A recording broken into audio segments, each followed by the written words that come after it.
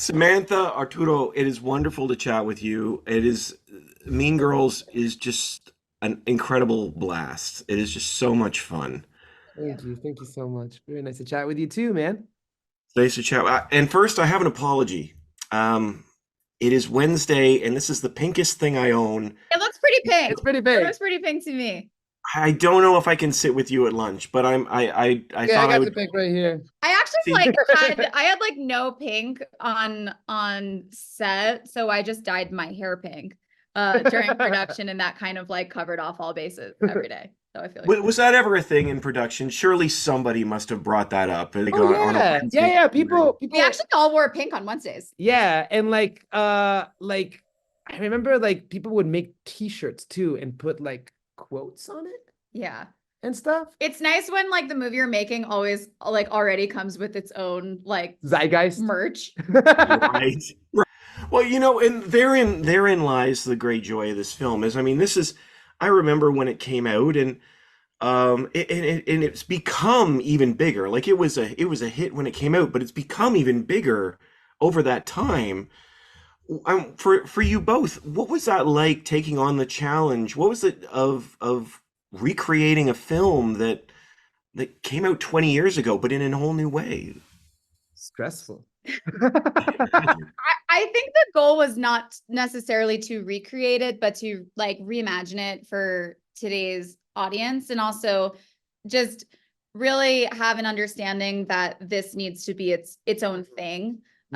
Because we're not trying to replicate anything. We're just we would refer to like the original script as the sacred text, almost like how like Romeo and Juliet is like just updated like over and over and over again, but the sacred text remains. It's like it honestly, in that kind of way, it's such a evergreen story. I mean, it's such a fish out of water story, learning how to belong, learning your place in the world, that it's any incarnation of it is just kind of it's important in its own way. And we're massive fans of the original. We had seen the Broadway show, which was so much fun, but we knew this had to be its own thing. And I think Janis and Damian being the all-knowing narrators in this construction really allowed us to flow through the story in a way that we were able to be immersive and personal. And the songs really allowed us to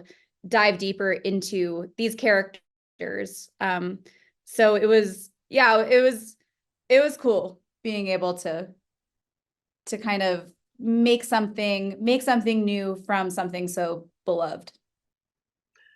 And one thing about this film I see is it really walks a fine line. There are a few. I mean, this isn't, like you said, it's not really a remake. It's almost like a deconstruction or reconstruction of a classic. But it walks a fine line between the nostalgia and originality, which I loved so much about it. Like it gives you what you came for, but also gives you something more. What was that like?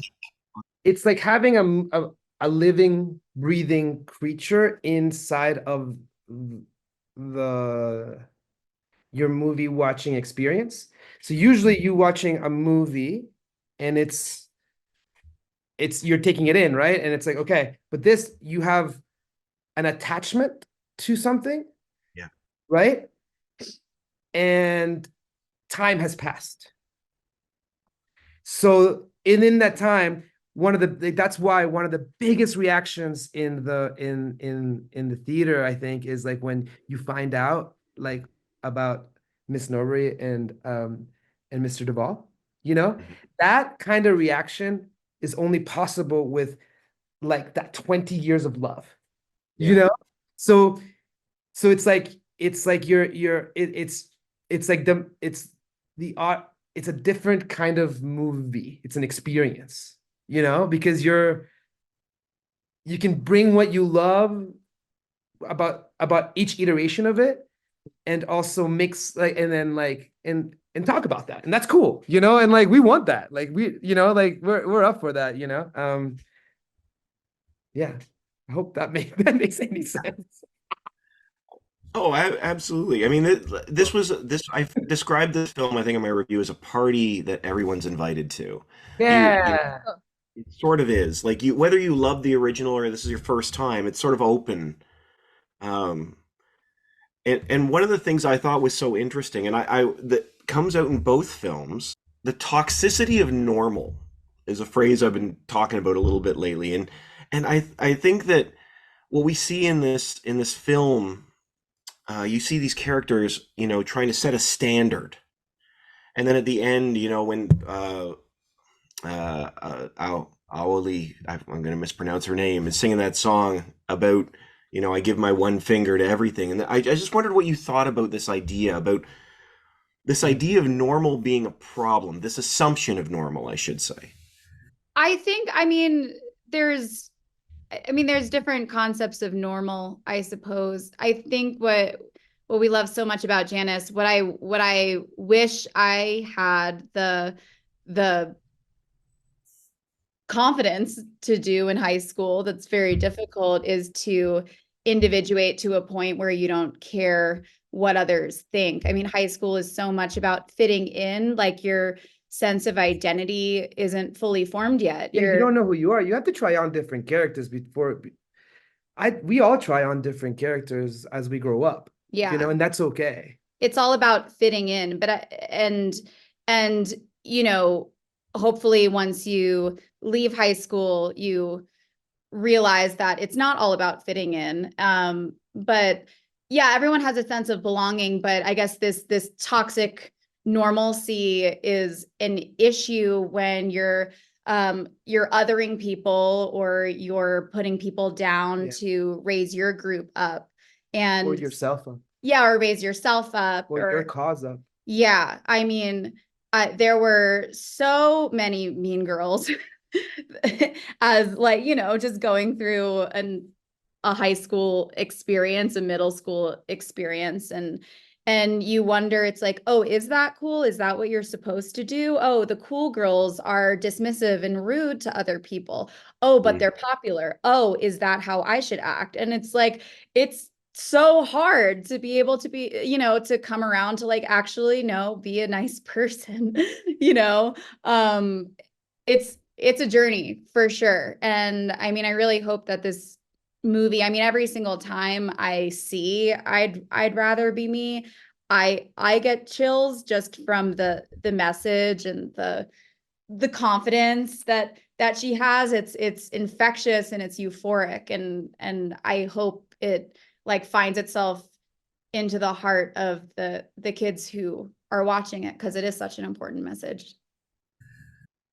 It's such a for having kids. It's so hard to have confidence these days, you know, because you're constantly being judged on these things. You're constantly being like just like feel like you're not part of the group, or like not doing the right thing, or it just it's a world where it's very hard to have confidence. So I think that the most important thing that we can do is to raise the confidence of these kids, because they're going to change the world. They're going to change the world, and they're going to need confidence. And that's why I love I'd Rather Be Me, because it's just there. If you just listen to that inner voice inside of you, it's a good message. Mhm. Absolutely. And you know what? As always, the film is so much fun.